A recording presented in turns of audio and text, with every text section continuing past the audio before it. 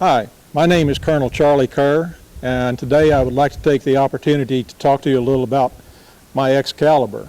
And I'd been wanting to build an airplane for over 30 years, but with 33 plus years in the military, I moved about every 2 years and it just wasn't feasible at the time. And decided that I would try and build the Excalibur. And for you future builders out there, let me tell you, I can break anything, but I have no building skills at all. When I started building this aircraft, literally, I didn't know how to pull a rivet. The best thing about the Excalibur for me is I thought if I run into some problems, Tom is just a phone call away.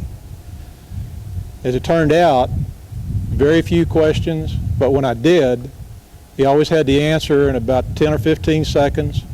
And he is extremely good about answering your telephone calls. If he doesn't answer it at the factory, he will call you back very promptly.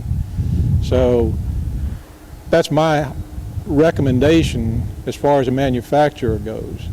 I started building the wings first, then I would switch over to the fuselage. I didn't pick out a specific pattern, it's whatever I felt like working on that day. The ailerons, everything is push-pull tubes.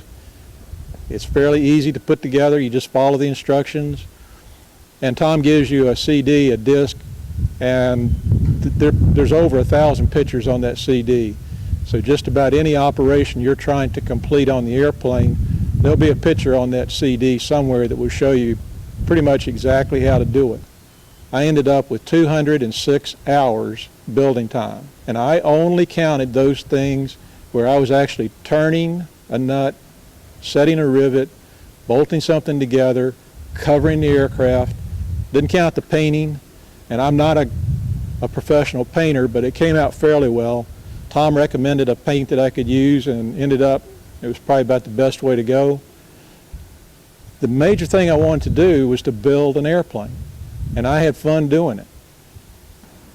I think it's a fairly easy airplane to build. And I've compared that to some of the other kits.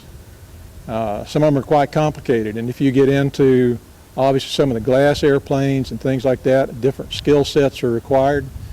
But this is basic fabric and tube airplane. But at the end of the day, when I finished building the airplane, when I got my pink slip from the FAA that said, there you go, you've got an airplane, go fly, it's just been a lot of fun. I'm even amazed now that, hey, I've got an airplane that I built.